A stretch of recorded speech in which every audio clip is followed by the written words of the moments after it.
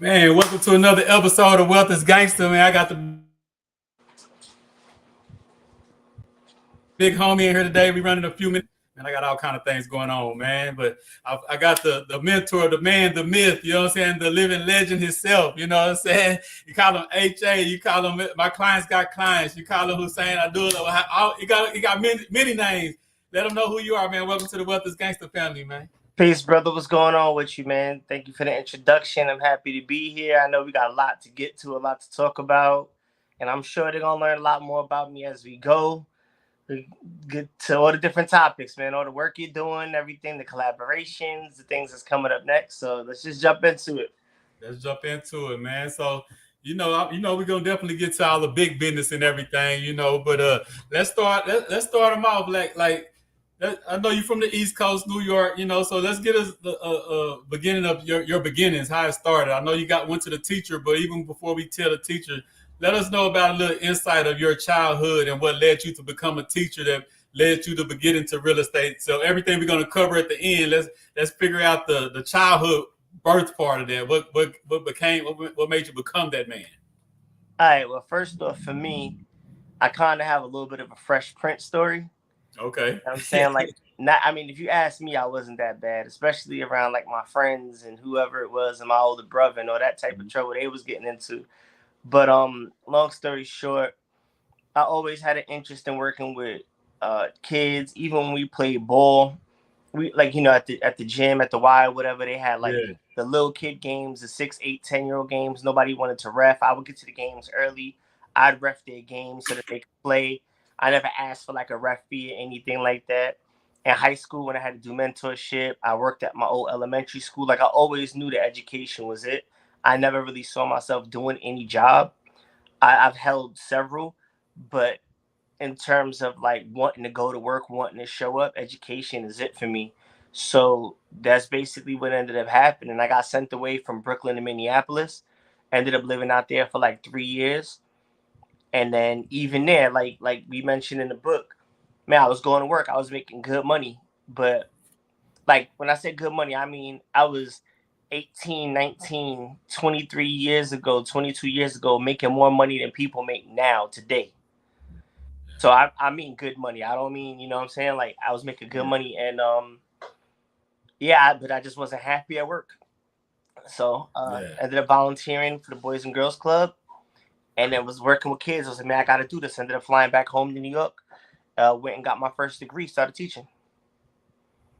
And that's what got it. Just the love for it, really. What is it? And that's when you do the best work, when you just go with what you love instead of doing what you got to do for money. You know what I'm saying? And that's why I tell people, one of the freedoms with money, you can start doing what you love. Sometimes you fall into what you love, and it brings money at the same time. Everybody not that lucky. You know what I'm saying?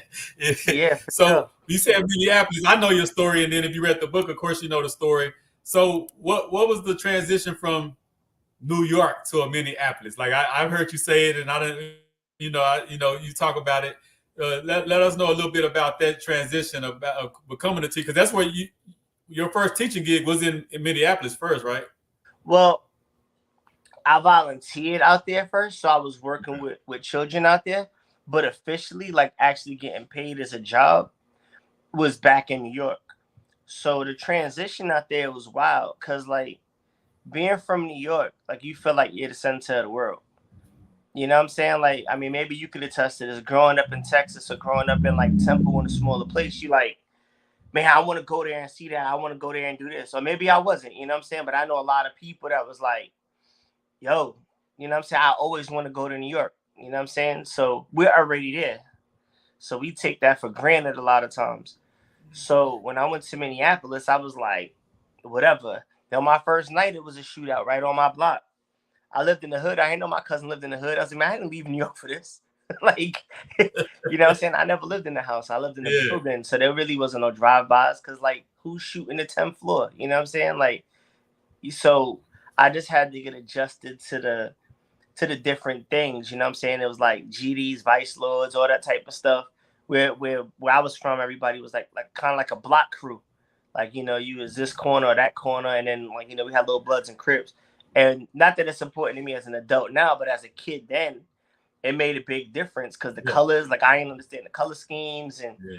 what they was talking about. I couldn't understand what they were saying or that. Yeah, what up, Joe? And so I didn't know I didn't understand the slang, Yeah. but I ain't gonna lie, they always show love knowing I was from New York, and so I really didn't have no issues like that in Chicago. So the transition, it was freezing, you know. But the coldest weather I ever been was minus 60 degrees. So Oh, yeah. so cold if you have like a cup of coffee or a cup of whatever, you throw it up in the air, and by the time it hits the floor, it's ice. It's like snow. So Yeah. like I've dealt with Yeah. that. And then also the culture shift where like I'll give you one quick story. This ain't in the book or whatever, but long story short, like I like polo, I like Ralph Lauren, you know what I'm saying? And polo bears was a big thing. And long story short, I was like on a bus or whatever, and I had on this polo sweater. And I was like, you know, talking to these kids in the back. He was like, "Yo, why you got a bear in your shirt, like a teddy bear? Like, what's that about?" And I was like, you don't know what this is? And meanwhile, it was like a $400 shirt. So I thought I was killing the game, and I was looking at what he had on, like I would never wear that. But when he said it, I was like, man, like, hey, I do have it. So it's just one of them things. So it was a lot of culture shifts, you know, like they didn't wear Tims and like just a little adjustment. But I think it was good for me. It was humbling. Yeah. The whole culture part of it. And how long were you out in Minneapolis when you went out there? For 3 years in total. And like I got sent out with a one-way ticket. I had never been anywhere, so I didn't know you needed 2 tickets to fly. I thought I was going for vacation. I thought my Yeah. mom told me it was a graduation gift, so I was like, bet. And then I ended up, you know what I'm saying? Like ended up living there. I loved it. Just like I love Texas now, man. There's Yeah. Yeah. things you love about both sides.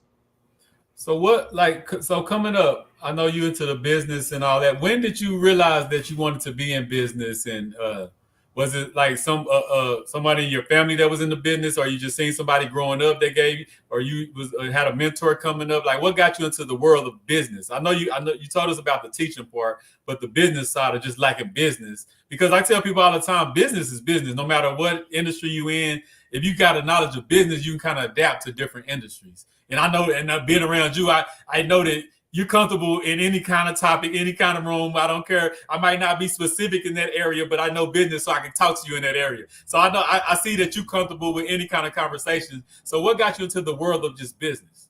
I always credit my pops for that. My pops had his own business. He was a martial art instructor, so he had a dojo.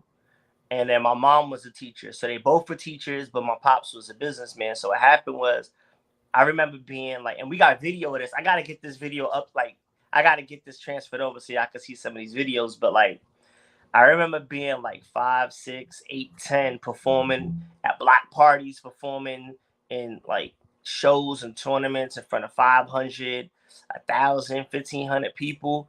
Like, I don't know if you ever like seen what a New York block party looks like, but imagine Bed-Stuy in the 90s, and like the whole neighborhood is out. And I'm 8 and Yeah.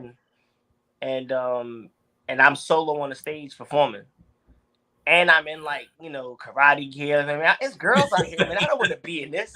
And you know, I couldn't say that to my pops, but like, so the fear of being on stage, the fear of public speaking, people be like, you know, I'm like, nah, man, that don't bother me. I've been doing this since I was a kid. You know what I'm saying? Yeah. So Yeah. that, and then also the business side. As a kid, you know, everybody say like they was getting money. Like I know you was getting money. You was young. You know what I'm saying? You find your way into certain situations. But like for me, even as a kid, again, you got to go back to this talk about 30 years ago, having 10, 15, $20 in your pocket and like elementary school is a big deal. There's adults right now that don't got $20 in their pocket. So, you know what I'm saying? I always found ways to make money, whether it was selling my doubles and my baseball cards, or like back in the days, my pops used to be like, yo, come collect bottles with me. Because he was kind of teaching me the value of the dollar. You know what I'm saying? And teaching me how to hustle. You know what I'm saying? I always found a way to make money on the side. And a lot of times I really didn't have a job. I worked for myself, whether it was being a barber or whatever. Like I was always taught skills. My brother was like, you know what I'm saying? I'm gonna show you how to cut hair. You can always make money wherever you go. When I Right. went to Minneapolis, I was cutting hair on the side. And then I was tying me in a different network. So I've always been able to get money. And it's the same thing now as an adult. You know what I'm saying? I just like, to me, because it's mathematical. So Yeah. I like solving problems. And what happens as an adult, when you solve problems, you get paid for it. You know what I'm saying? So I like that piece of it. Yes, and that's big, and that's what I was told. If you want to be wealthy, learn solve a problem, bring a solution to problems. And that's the quickest way to wealth. No matter what it is, if you figure out a problem, you figure out how to solve problems. So that's big. So that's big. As you got older and became who, what age were you when you like, this is what I'm going to do? I'm going to teach. I'm going to be an entrepreneur. I know you said you taught for how many years before you quit? Like 7? I worked for the city of New York for 14 years. Oh, 14 years. Okay. And even in then, you was already thinking about entrepreneurship. Yeah, when I started working for the DOE, I was already investing in my first property. Though you just kept on with the teaching, or you? Man, it's buffering. You good? You hear Nah, me? you good. But Yeah. But what happens is, like, for example, let's say you get your first rental property right now and you're working. You're not gonna be able to quit your job. Yeah. You know what I'm saying? You make maybe a few hundred or several hundred or whatever it is, but that ain't enough to maintain your whole lifestyle. So a lot of times people think, oh, you're a landlord, like you're wealthy. And like there's stages to it and there's levels to it. It's like, well, what type of lifestyle do you want to live? Yeah. And then how much money, how much do you need to own to maintain that lifestyle? And then like for what we're doing now, there's all these new things that I never considered that I'd be interested. Like we're building the community center. I know we might get into that later, but like I got to get that 500 G's up out of my own pocket to build that. So that those are plays I got to make to build that up. You know what I'm saying? So it's just one of those things. But yeah, I always had that hustle, and I always liked the concept of making money when I wasn't there, even before I knew the term passive income. Yeah, yeah. Just knowing that this is what I want to do. Just not before you even know the full concept. I knew that I was trying to get to the money.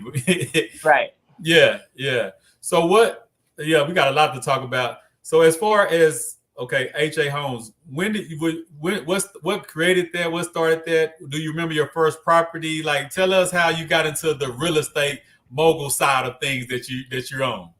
I'm not a I'm Yeah. far from it. So Nah. AJ, I'm just Yeah, AJ yeah. Homes. You being modest. I told you the other day in the room, talking about, yeah, dude, man, quit being modest. Tell them people what you do, man. Nah, so HA Homes came about because I started getting multiple pieces of property. And then I started hearing about, protecting yourself and having kind of the separation of church and state. So honestly, I really didn't even care. My partner, shout out to Adam, you know what I'm saying, at the time was just my lawyer. Like he started out as his new law firm. We got connected and we started to grow together. And I was like, yeah, man, I don't even care. Just call it Hussain Abdullah Homes. Because all I needed was just the paperwork to protect myself. That's where HA Homes came from. Yeah, yeah. I didn't put anything, so and so equity investments. Now my clients be like, exclusive properties. I'm like, all right, well, guys, that sounds good to me, So Yeah. I really didn't even give it any thought. I bought my first property when I was 22 with credit cards. I only had $2,500 of my own money invested in the deal. And I read the book Rich Dad Poor Dad. I wasn't an avid reader. I mean, you can see behind me, I got a gang of books. Your book is up there too. Yeah. You know what I'm saying? You know what I'm saying? She's lied to us. Go get that. You know what I'm saying? I got my book up there on that side. So like, yeah. So that getting that information, it changed my mind and it changed my mindset. And I started learning about different ways to make passive income again before I knew the term. So bought my first property with OPM, right? Credit cards, which is another book I read in the Rich Dad series. So now I just started like falling in love with that. And then I started trying to tell people that anybody that would listen. So it was still a teaching element to it. It just, so happened that a few years later, this is what I do day to day, day in, day. I just signed up.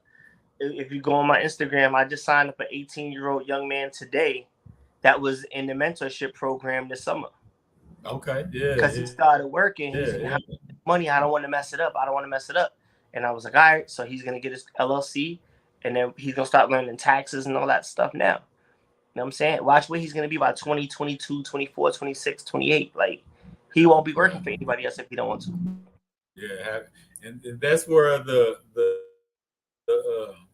my clients that have clients. So that phrase come from you just empowering other people and then start seeing how you empower them leads them to go empower other people, and it's a trickle down effect, right?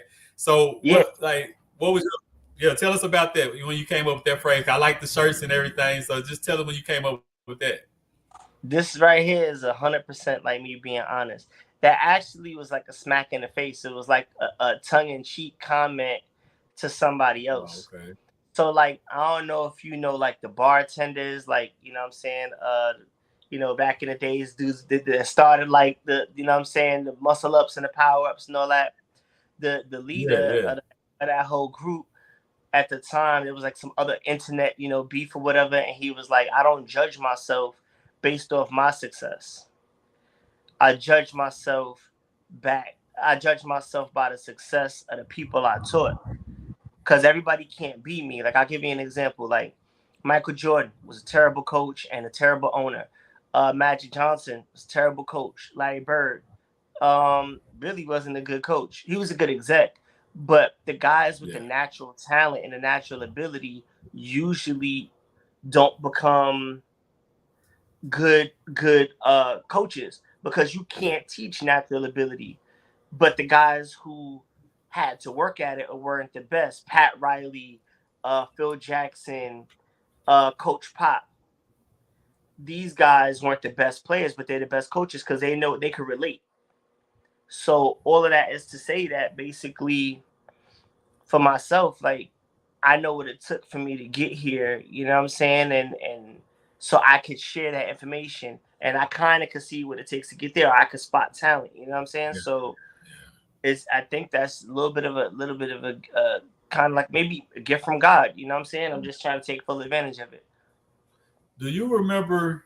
Well, I know you said you make good money with jobs too, but outside of a job, do you remember how you felt making your first six figures outside of a job? Oh, I'll tell you like this. And I'll expand on that answer. I remember the first time I made six figures in one day.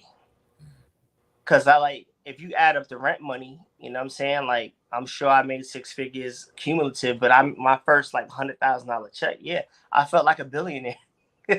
Yeah, I yeah, felt like yeah, the world changed everything, you know what I'm saying? And I basically like got humbled because when I was anticipating the check, basically I sold the property out on the one I bought for the 2,500 down, and I used the mhm, credit cards on. I owned the whole thing. The cards were paid off, everything by that time. So I was like, man, 100 G. Like I had never ever seen anything close to that. Maybe 8, 10, 20. Oh no, I'm lying. When I was young, I had 40 G's. The picture in the book when I have all the money with sneakers, that was yeah, yeah, 40,000, yeah, and I was 21, but not 100, and not in one day for sure. That was my savings from working at AT yeah. and T. So man, I felt like a god. And then I had that money spent in my head 10 times over and finally got the check. And all that money went in about Yeah. a week to 10 days. I was like, should I buy my Rolex first so I could pick up the Beamer with the Rolex? Or should I park the Beamer outside the store so I could pull up in the Beamer and get the Rolex? Like, just nonsense. Just nonsense. Yeah, And, that picture's in the book too. So now yeah, I look yeah, at 100 G's a little different. You know what I'm saying? But it's like that.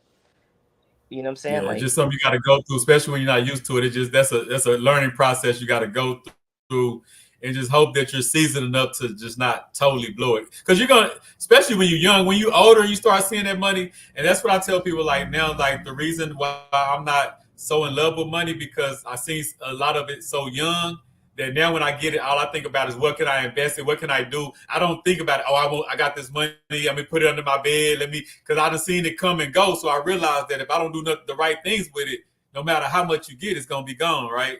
So that's why I look at it a little different. How do you? What do you say to people that just don't have the? Because I see people get $5,000 and go crazy like they're a millionaire. You know what I'm saying? Like what does it take? Is it? I understand this mindset, but is it a skill set that you can learn to get better with money? Like, because especially when you come from a home that don't nobody got no financial literacy, everybody blowing money. We've been blowing income taxes since I was born. Like, how do you develop? How you go from that world to develop a skill set to say, you know what, I got 5,000. Let me get a coach. Let me get a mentor. Let me and walk me through how to make this grow. I think that, well, I believe that. I don't think, I firmly believe that it's your mindset. And I'll tell you the conversation I had with another gentleman today, a client that signed up last week. So how many contacts you have in your phone? And he was like, about 400. I said, it was 463. 463. I'll tell you how I remember. I was like, all right, so then that's $463,000 in your phone if everybody was to give you $1,000. So that's $2 million in real estate, because that's 20%. And that's why they call me the math man. Y'all have to see that. Yeah. You started breaking down the numbers. Yeah, so that's $2 million worth of real estate if you go through a bank traditionally. And he was like, damn, for real? And I was like, so, all right, so now let's run it up. So if you open your phone right now and started asking people for money for a play, do you think you'll end up with that 463? That's only everybody with 1,000. So then the conversation becomes, how many people in your circle are there and why are they there? Right? So like, if I say this all the time, if you go to your group of people, if I say, hey, whatever amount of money you give me right now, I double it in 6 months. You give me $1 million, you get $2 million. You give me 500, you get 1,000. Whatever you give me, I double. How much money could you bring me by the end of the week? And I asked this client that, and he was like, man, I don't, maybe like 5 G's, 2 G's. And I said, well, 400 people in your phone, only 5 G's. That means you got to get some new numbers in your phone. And you got to get the people in your phone on a new mindset. So that's just what it is. It's like the people that you're around are going to motivate you to do one thing or another. Some people play sports. Some people smoke. Some people make music. Some people just do nonsense. Some people make money. The people around me happen to make money and give back to the community. You know what I'm saying? You're one of those people. So, maybe my phone calls are a little bit bigger, but it took time to get to that. And it's something I pursued. So I kind of had to trim the fat, and the people around me that wanted to do this stuff, well, that really wasn't where I wanted to go. So they kind of fell back. Not that there's love lost. It just, we're not moving in the same direction, and that's okay. You know what I'm saying? There's still people I go back home, show love to, and get that mutual respect. But like, you can't be in my phone because you're going to jam me up for what I'm trying to do. And I can't be around a certain type of person. It slows all our money down. Yeah.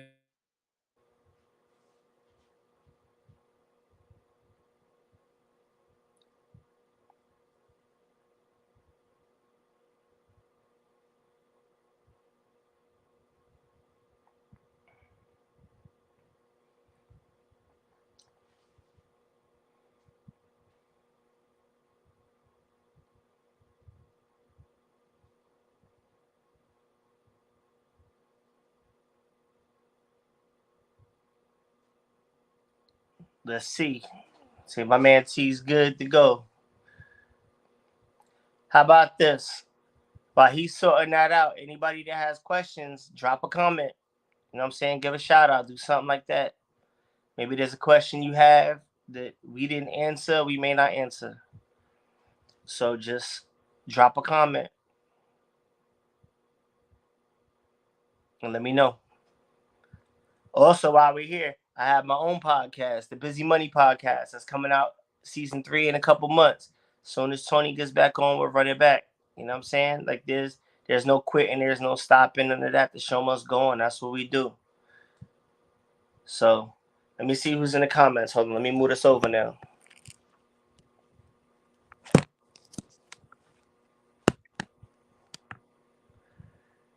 Shout out my man Philip. Shout out my man B. What's going on? The future is bright with these young guys out here.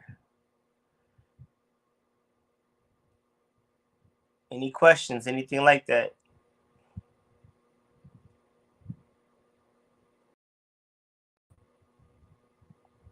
I see backstage my man's getting back on. I kept it running, bro. You didn't miss nothing. You know what I'm saying? Man, so I'm trying to figure out, you get right back to it. Right back trying to figure out what's going on. Like this, I ain't never had this problem. I don't know what's going on. Let me see. Cameron Davis. First property I ever purchased.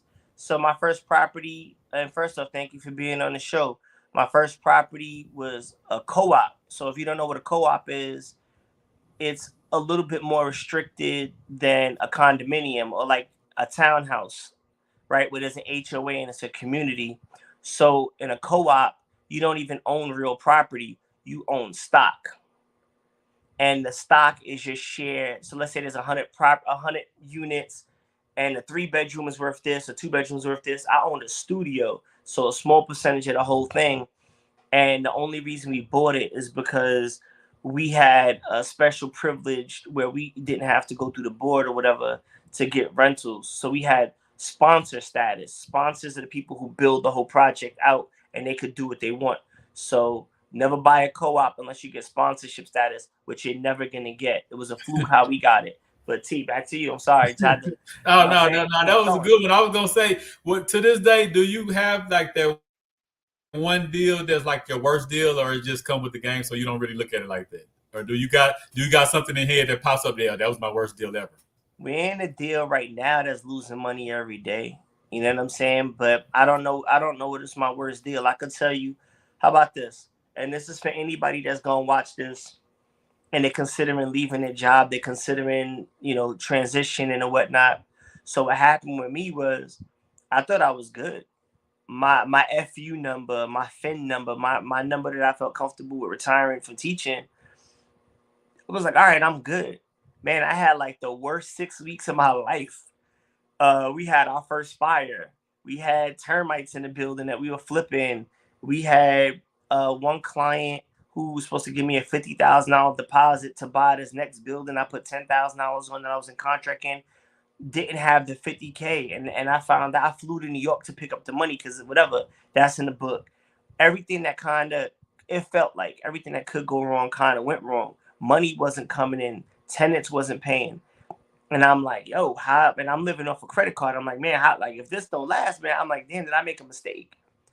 And what that taught me, first off, I came up with that 50 G's that I said I had to get the other property. In 48 hours, I had that 50 G's because I tapped into my network. At one point, I was offering 50% interest on $1,000 just to get the last few thousands out. So I know how to make money. I got everything, and then it went forward. And then what I learned was that pressure, it ain't pressure for me. It just makes me focus on whatever it is. You know what I'm saying? That I really got to get done. So, yeah, some deals where we learn lessons. You know what I'm saying? As Yeah, adults, yeah, you learn lessons when you lose money or you invest money. So I call it business school. No, we don't cry over spilled yeah. milk. It's no thing. Nah. Okay, so on the opposite of that, what's your best deal, or do you have or you haven't hit the best deal yet? I'll tell you my best deal to date, and I have the YouTube video on the channel. That's the deal that I retired with. So in Okay. Philly, I made my wealth in Philly. We was getting whole properties, 10K, 12K, 14K, 3 bedroom houses in North Philly, selling them for 40, 60, 80 grand, 2, 4, 6 weeks later. And then the stuff we held grew so much. I probably showed you this. I could show people this who want to see it.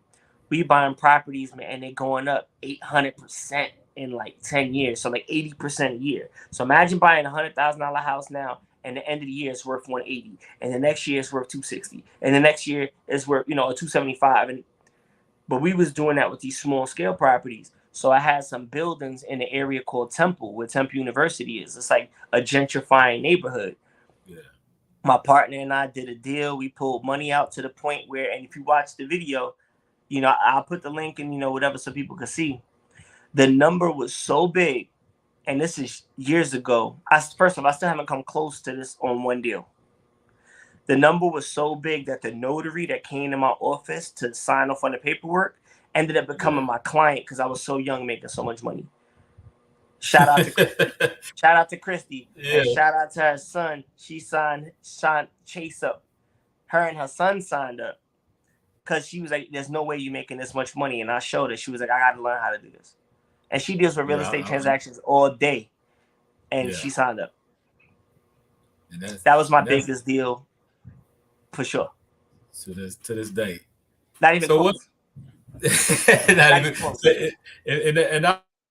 I remember you was talking about like the game of taxes and losses and wins and stuff like that, right? So I remember, I think you saying in Philly too about some apartment complexes that could be looked at as a loss, but you're not tripping because of just the business arrangement of how everything's set up. Give us a little insight on what you were meaning about that. How it's okay to take a loss in certain places to cover other places. You know, as far as you want to dab into it, I ain't want to Nah. miss set it up and set it up wrong. I said that whole story. So that building and my Philly stuff isn't owned by HA Homes. So I have different entities for different things. I have several LLCs so that there's no cross contamination. So what happened actually right now in Philly, I have a whole vacant building. We finally just got rid of everybody. And that building has been like since COVID, 4 years. I haven't made a penny in rent out of that whole building. And I just got a $500 electric bill, actually. I texted my partner about that. And I was like, yo, why we got a $500 bill? The light bill is usually like $20 because, you know, it's a building. So you got the hallway lights, the lights in the front, the lights in the back. It's usually like $20, $25. So what happened? $500? These are like renovations. He said, nah, the lady was stealing lights. She jacked into the second floor or into the hallway light or whatever and was stealing lights. So we got two $500 bills in a row. And I was like, what happened? So they were like, you know, when they prove that she did it, we'll get our money back. But anyway, that's Philly for you. You know what I'm saying? There's a lot of hustle in Philly. But for us, the property is still growing $40,000, $50,000 a year in equity. So if we wanted to pull money out, that money is there. I use the leverage from that to take loans for other things. So I don't even care about the rent money because that's making me so much money. Now, on the flip side, what you get into is like when flipping was really, really hot in Texas, I was making so much money. I didn't care about the loss because I'm going to explain it like this. Imagine you have two jobs and one job you're doing good, another job is a little bit. So it's like you add on. Now, let's say something happened where you ended up losing money, like people do like Lyft or Uber or whatever, and they find out that the insurance and the gas costs more than they're making in tips, let's say. Okay, well, that's a loss. When you lose money, the government gives you back money. When you make money, you got to pay money. So I was making so much money over here that I didn't care about the loss because that loss was going to offset my taxes. When I did my K1s and I filed at the end of the year. So, you know, my mentor, shout out Justin, you know what I'm saying? Like, and Fred, like, he wasn't a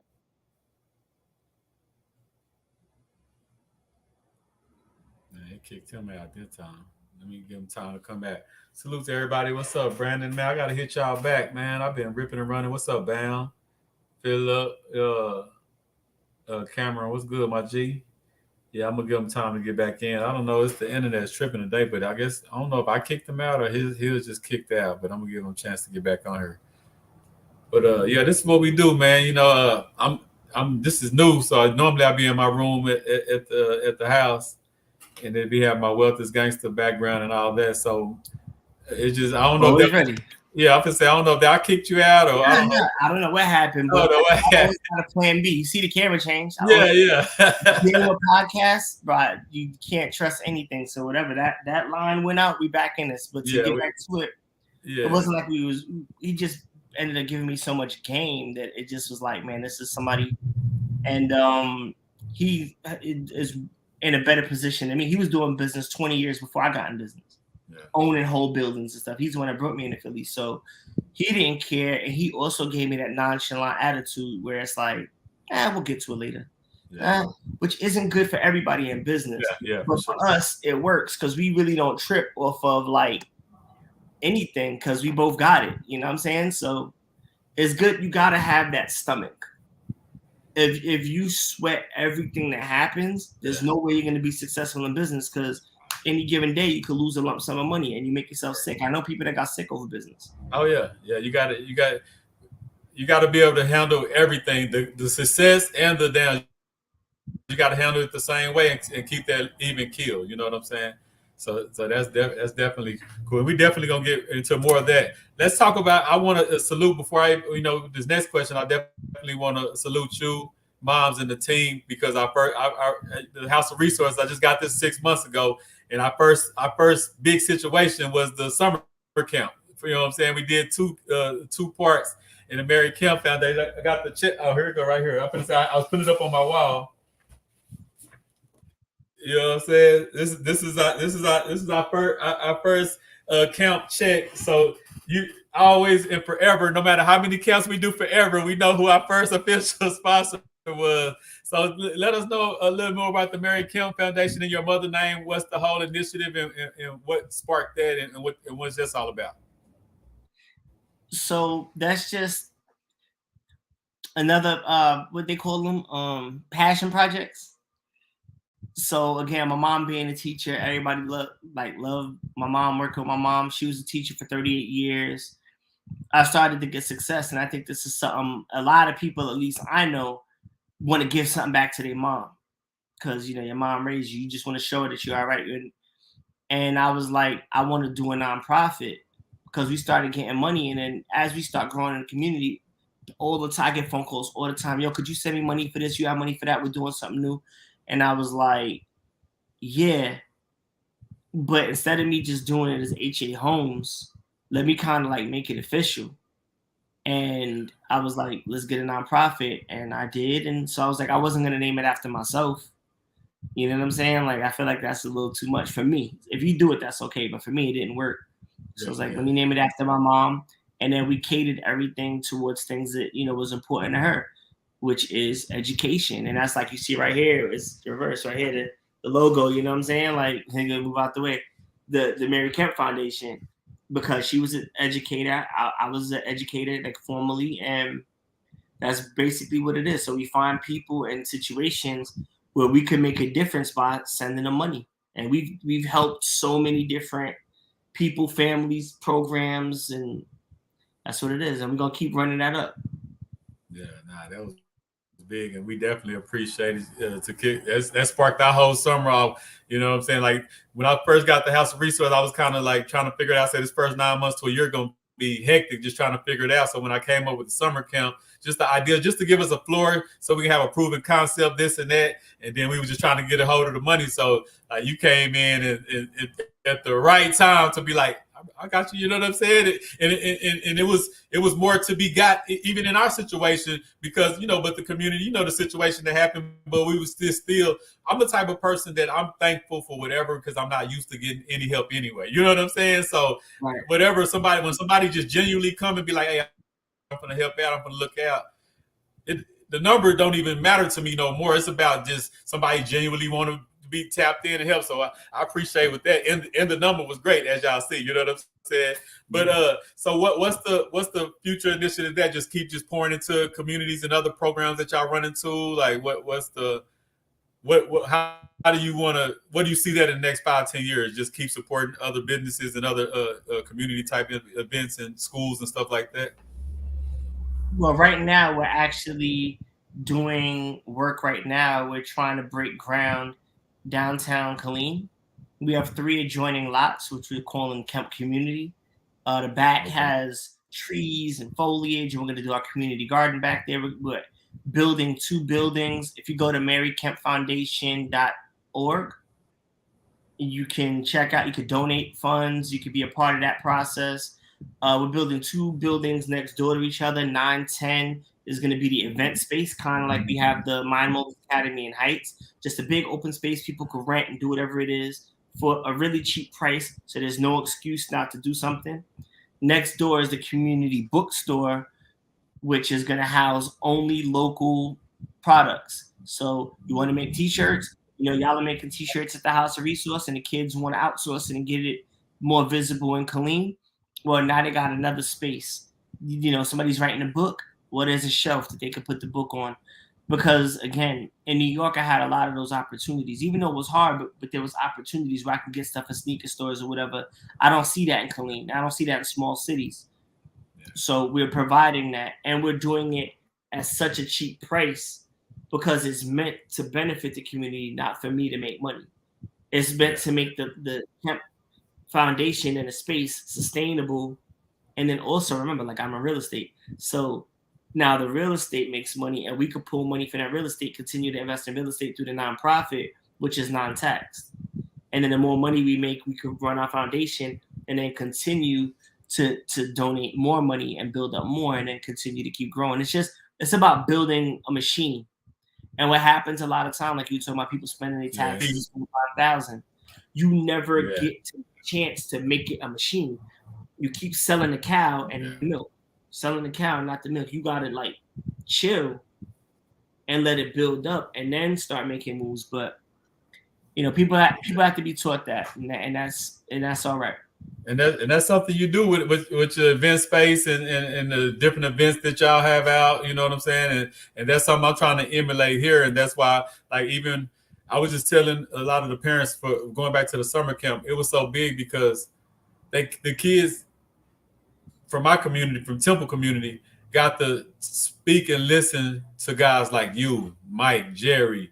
You know what I'm saying, Mr. Coach Wilson, just guys on a certain statue that I didn't get to meet when I was their age. You know what I'm saying? I didn't get to meet guys that's out here willing and dealing and buying hotels, and I definitely got to speak on that. But just like even the day when you came with the 2-seater and left that right there was life changing. Even though to you just chilling in your car, you know what I'm saying? But for those kids, I know what it did to them because I remember being in that spot, and the only people that we saw with anything close to that was guys that did it illegally. You know what I'm saying? So for them to see that, be in a camp that's talking about business, actually go home, and the parents call me like, oh, my kids asking, do we have any millionaires in our family? Mama, why you don't make six figures? What do I got to do? See, now they got the seed planted in their head that that's possible now. You know what I'm saying? Like, I actually met a guy today that's living this, so I know it's possible. It ain't on TV or nothing. So once again, I want to salute and thank you for sponsoring. But even more than that, you like, hey, I'll sponsor, but hey, I'm gonna dedicate each Monday. I'll pull up. You know what I'm saying? Like, so you were like all in with me. So I really appreciate that. But that part right there is life changing, especially when you're talking about the community that I'm trying to serve that just don't have a lot of hope like that. We're taught sports, military, go get a job, go to college. We're taught like 5 or 6 things, never real estate, never just having a mindset. Like, now these kids know that if I think it, I can really achieve it. Because one camp over the summer, I met people that really just, hey, I do this. You know what I'm saying? Not even thinking. Like when I took Ronald, when y'all had got the hotel, he was like, I never been around this much power as men that just. Jerry was like, yeah, man, y'all was out there celebrating. I'm out there celebrating. I'm like, hey, my partner's got a hotel. I got one. Let me promote it. Let me push it out there, because it's just the mindset that this, if it wasn't y'all, who would have it? Somebody else that I don't know would have had it. So the fact that I rode by there the other day and just started smiling, you know what I'm saying? Like, because I know, like, these my guys right here, you know what I'm saying? So that right there, we don't understand it. When I be talking about changing the narrative, that's what I'm talking about. Like the mindset that, no, we can do all this. We can own all this. It might be a little harder. It might need more strategy or this and that, but it's possible. So what was I guess you've been a teacher, so you always knew about the impact of that. But what does it mean to you when you see people that you know was thinking one way? Like, you was sitting there chopping it up with Lil Bryson the other day. You know what I'm saying? Like, but after the conversation with you, I heard him say thank you. Like, he appreciated that you pouring into him. And they still raw. They still got a lot to learn and stuff like that. But when you catch them at that raw stage where they can really go and be this person that's detrimental to society, but you catch them right in the middle and you see them go another way. Tell me that, because I know, because that you was like, man, I got about 30 minutes to an hour or something. I got to go. You end up staying like 5-6 hours. And I was like, it was the youth got them. You know what I'm saying? Yeah, you tricked me. You was like, yeah, man, just pass by. Just me, he'd been like, see, I'm hollering at you, but them youth. Yeah. I was like, tell us about we ended up building. But no, I mean, so just tell us about the power of the youth in your mission as building the wealth and building all that, and just connecting with other groups that, like, when you told me, like, hey, I'm trying to do the school thing too, but if you already got it, why wouldn't I just help you do it? Because I got so much going on anyway. So just the fact of just building up our community, the mindset, and trying to get the youth going in a different direction. What do you think? What comes to mind when you see all that? I know, and I can say it for a fact just because I know, is like my mom. Like, I grew up in South Brooklyn. Nobody calls it South Brooklyn, but it's just the only way to make it make sense, right? Yeah. Like, I grew up just outside of Coney Island and Brighton Beach. And that school district is trash. It just is. Everybody knows it. It just is. My mom was a teacher. She worked in a really good district that's like closer to downtown, Park Slope, better neighborhood, more money. Celebrities live there. So we got in using my grandma's address.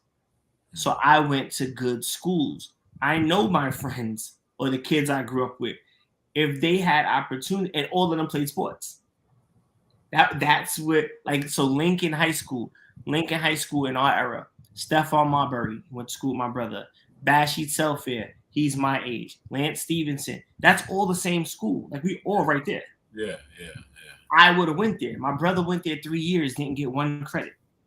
You know what I'm saying? Like, my and signed, you know what I'm saying, stuff out of school, which is crazy. That's for him to tell the story. My mom was like, no way, absolutely not. Absolutely not. You know what I'm saying? So I never really got to go to school in my neighborhood. I went to a different neighborhood.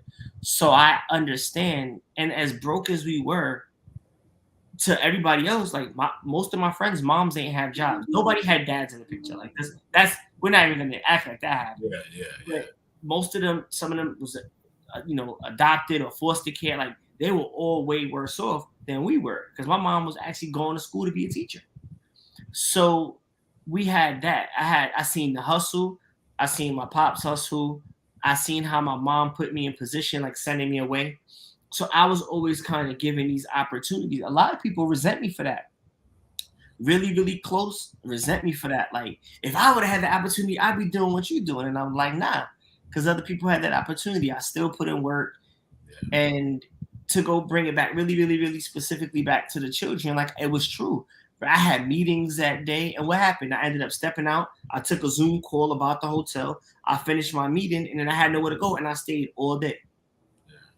And that was like, there's no money involved there. That's for the love, and that's why I support what you're doing so much, because it's not about bread.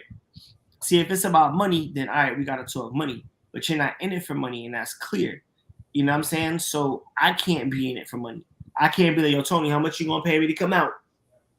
Nah, I'm like, yo, I know I could commit to the schedule, because, like, how many times I was in New York or another state and I couldn't be there. So I was like, I could commit to 1 day a week, because I don't want to let the kids down.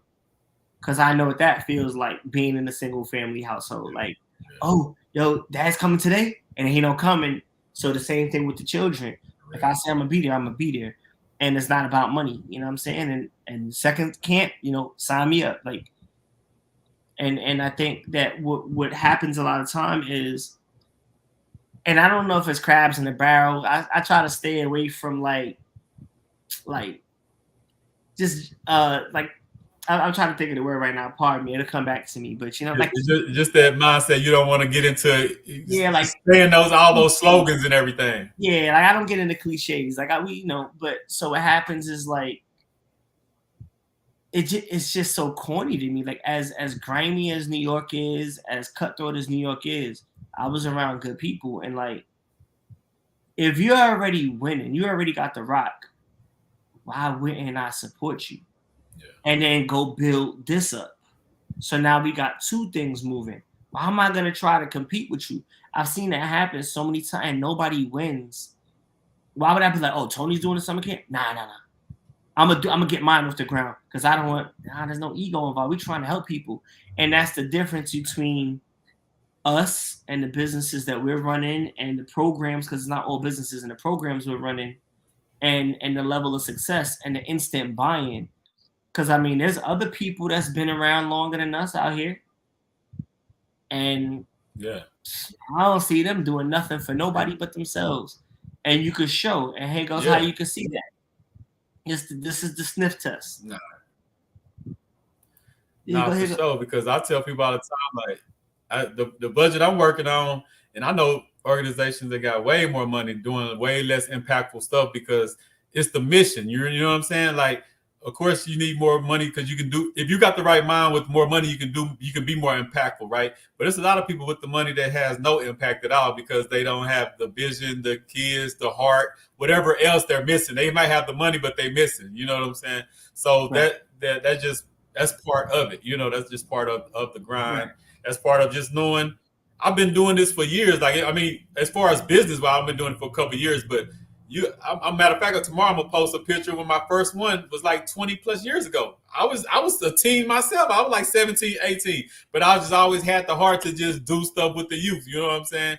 Now I understand that to really impact, because they go back to the impact word, I could do the little free barbecues, the backpack giveaways. That's cute. It makes me feel good.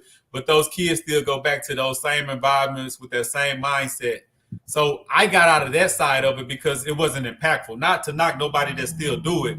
I just be searching for more impact. You know what I'm saying? So I got to this side that's, oh, I can actually help you make money today. I can actually help you change your mindset today. I want to be able to do something tangible that I can really help with. So, that's why I went with the CEO Youth League and all that stuff. So, but as far as the next steps, I want to respect your time. I know we was a little late and everything. What's the next 5-10 years looking like, H.A. Holmes, man? Like I know we got the hotel, so you can let them know about the hotel. I know you told me about some Houston plays. I know you every time you talk to me, you got something going on. You know what I'm saying? It was a mobile homes that you was cooking up one time. Like, so what's the, I ain't gonna say end goal because it's not no retiring from a life when you really living what you just living. I tell people I can't never retire. I can retire from like physical work, like my thrift store. I want to retire from physical work, but this type of work, the mental, the strategies, the building, the getting money, you don't retire from that part. You know what I'm saying? So just give us a little insight on what you're looking at when you see your next 5-10 years, H.A. Holmes, Mary Kim Foundation, and just everything else you build. And I know you're Regis doing some powerful things behind the scenes together with the Urban Power. You know what I'm saying? So just in totality, just give us a next 5-10 year view of what you're seeing, what you're viewing, and what you're going after. I'm gonna give you some free game right now, and it's for everybody listening. So I don't think 5 years out.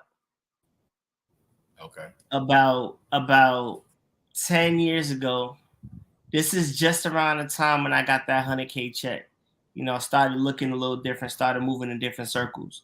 The person who told me this, I'm gonna qualify the person who told me this. This person's been in Forbes and not like didn't pay for an ad. This person ate dinner in the White House with Obama. I'll show you the pictures. Richest Puerto Rican in America. 80% of Sharpie's ink, his company creates the ink for. They do international business. All the new colors and Crayola comes out, their lab does it out of New Jersey.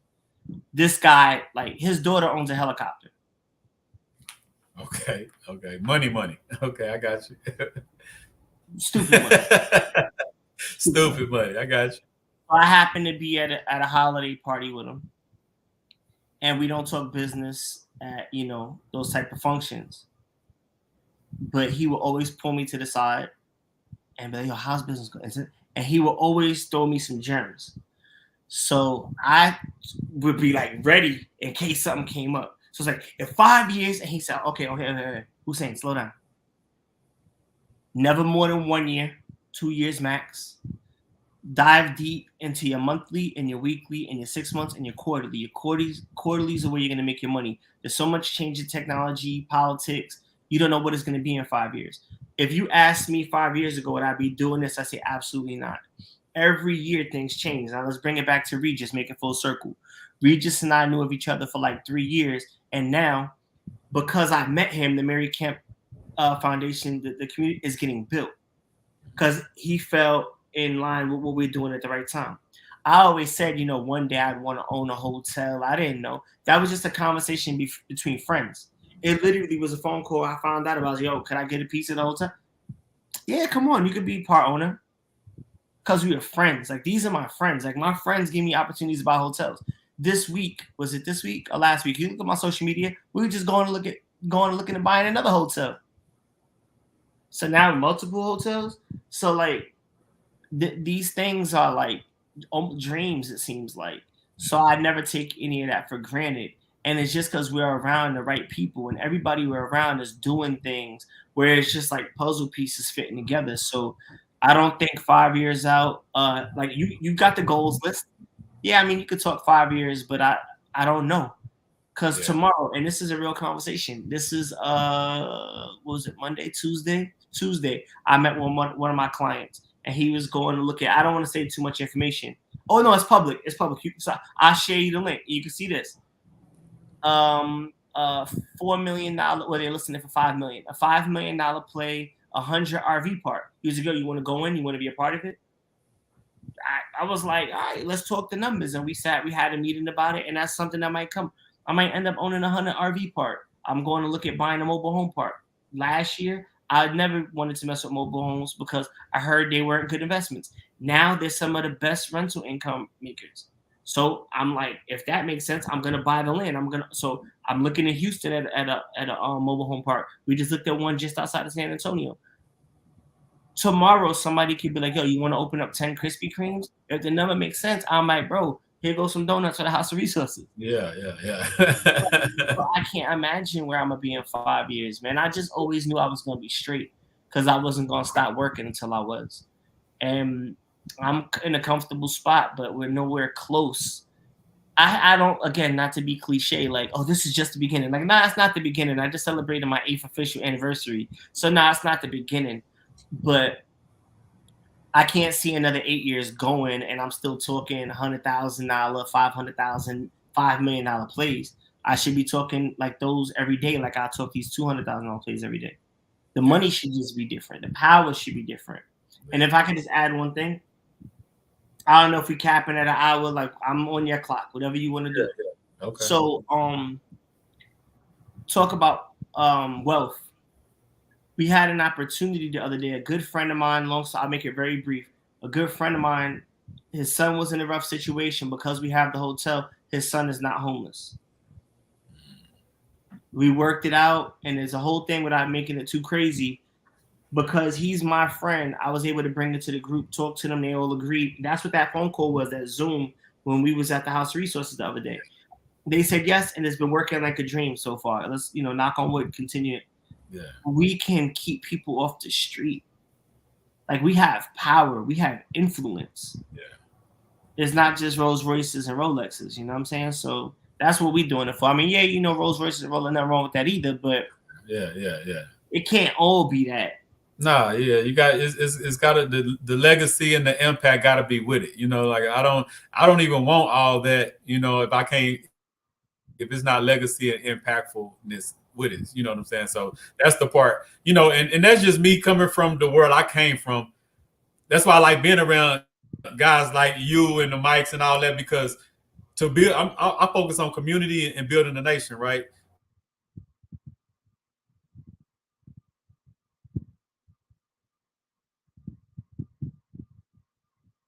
Part of that comes with real estate.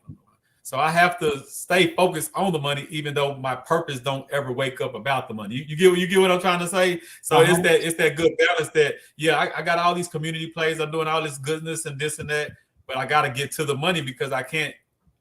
The House of Resources can't be sustainable just with the goodness of my heart. I gotta talk the money plays, and I gotta get with the money men and really talk about, okay, I know you're doing it from your heart, Tony, but let's get to the business too. It's a balance with this thing. You know what I'm saying? So, and that's the thing. Like when I was telling you, I'm like, man, I'm trying to get everything lined up before I come to the table. You're like, nah, that's why I'm here. Let me help you line it up. Like, don't try to do it all by yourself and then come to me. Because a lot of people have been like, because I know you're a busy man, you got a lot of things going on. So my thing is, let me get it together and get a certain look together, and then come present it to them. And you know what I'm saying? Because I don't want to just be calling you and just mess with you about every little tidbit. Because I know I respect people's time and respect people's place and where they at. So, but when you told me last week, like, nah, that's why I'm here. Like, I'll help you go through this thing. Don't just put me to the side and wait till it's right, and then be like, it got to be a perfect presentation to bring to me. Like, let me know what's going on. I can help you. And like, even that one play you told me, like, if you'd have did like this, then we could have saved some tax money. Just little stuff like that. I'm like, okay, the next play I run is gonna be different than that. Just by that 5-second conversation, because you drop gems without even trying to. You just normal conversation. No, I appreciate that. And so what happens? It's about the room that you're in and the people that you're around. When I have initiatives, when I have things I want to get off the ground, once I have the thought in my mind, I start talking to those people that I trust with that information, and we start developing the idea real time, because their input helps us avoid pitfalls, and their information helps us get to the goal and the final product a lot faster.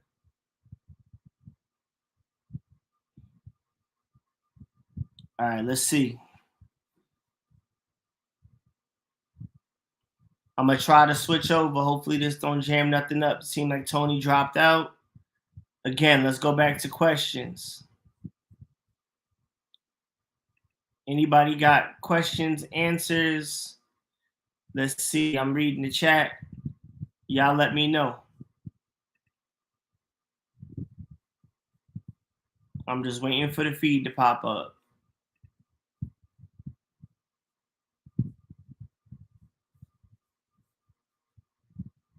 Shalom, brother. What's going on, Mike?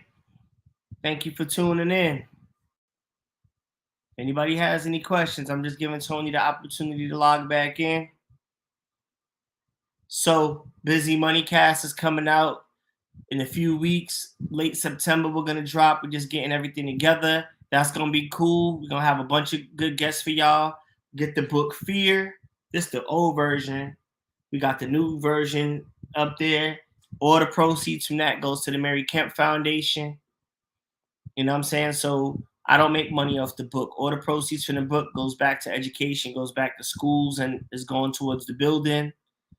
And, you know, shout out to my man Mike. Y'all missed a good seminar over at the My Molds Academy in Harker Heights. They did a free workshop.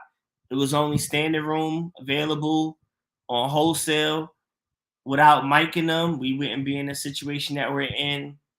These guys have a lot of game, and they're killing it in the real estate game and getting these leads and these deals. You know what I'm saying? Shout out to Kim for being so active in the comments and being there. Again, shout out my man Philip.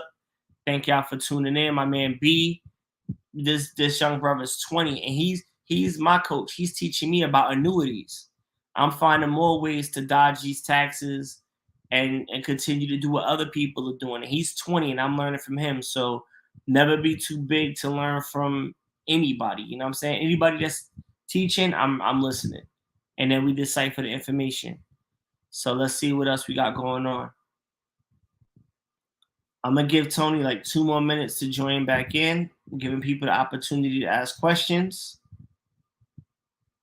Let's talk UPC real quick. If you have a small amount of money and you want to invest in real estate, they're paying dividends on that. And that's UPC, Urban Power Connections. That's that purple. So you see that purple in Colleen, that's UPC. That's what that brand is. And again, the founders are my clients, and I'm also a client and investor within UPC. We're all supporting one another, and we're breaking out UPCU, which is the education portion. I'm the dean of UPCU, overseeing all the education piece, and we got some great coaches there. So there's just lots of different opportunities, lots of different plays that we're running, but it's all to give everybody as much opportunity to get on as possible, because the way things are going right now is looking bleak out there. You're not going to rely on a job to get you to where you want to be. It's just not the world we're living in at the moment. So that being said, you know what I'm saying? Tap in. Yeah. All right, welcome back. Man, I don't know what's going on, but I was telling myself, I said, I'm glad we got, what's up, Mike? Mike then hopped in the building. He said he did Jiu-Jitsu class. So he's trying to go back and forth from listening to us to that. But I don't know, my internet's tripping, but I'm telling them that I was saying the podcast room is getting fixed. It'll be done next week. And I'm gonna start having like power, a segment called Conversations of Power. It's gonna be probably like once or twice a month situation. It's be more of us dressed up, you know, like more of a powerful conversation. So I definitely want to have you come in studio and do this thing right. We had a couple of technical difficulties today, but we got through it. You know what I'm saying? So I just wanted to get back in here before it mess up again. Thank you, salute you. I definitely have more questions and more stuff, but I'm gonna say that for the Conversations of Power when I have you in studio with me. But you want to let anybody know how to follow you? They need one of them hoodies. Man, my hoodie over there. They need one of those hoodies right there. You get one of those hoodies, you're official. You know what I'm saying?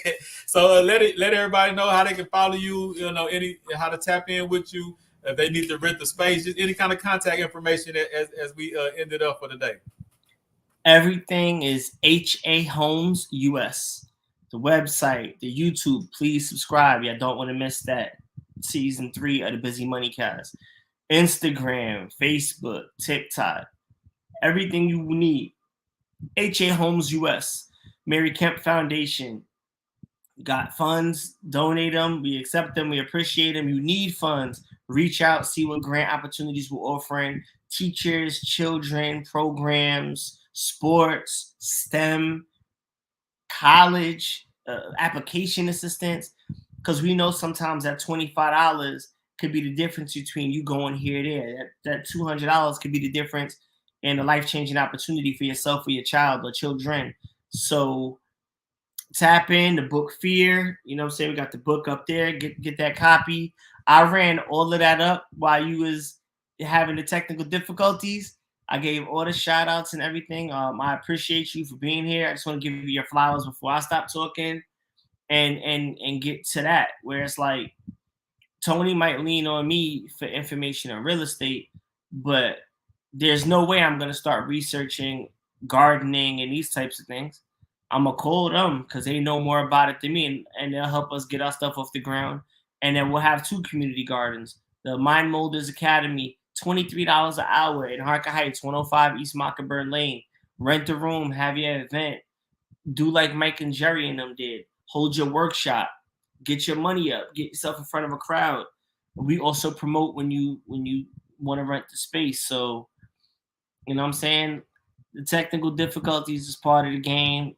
Again, that ain't going to stop us. Tony dropped out again. I'm going to see one last time if there's anybody with questions or comments. And if not, this would just be a good place to stop. Again, my name is Hussain Abdullah. I'm looking forward to meeting everybody who I didn't already know. I'm going to go back and see what's what. And you know what I'm saying? Like, reach out. I'm here. I'm accessible. I'm available. You guys are more than welcome to reach out. I always answer my phone. I don't answer phone calls. I answer texts because I'm usually in a meeting or on a Zoom or doing something like that, but I always respond. And when I'm face-to-face, I don't touch my phone. So text is the best way to get me. And Tony's back. Yeah, now we're going to end it right there before this mess up again, man. I appreciate you. I definitely we're going to set up a little in-studio conference so we can really just dive in because I have more questions. But I thank you. I appreciate you for everything you do, and I'll be chopping it up with you soon, man. Thank everybody for tapping in. This is another episode of The Wealth is Gangster. Appreciate you, big homie. Peace. Likewise.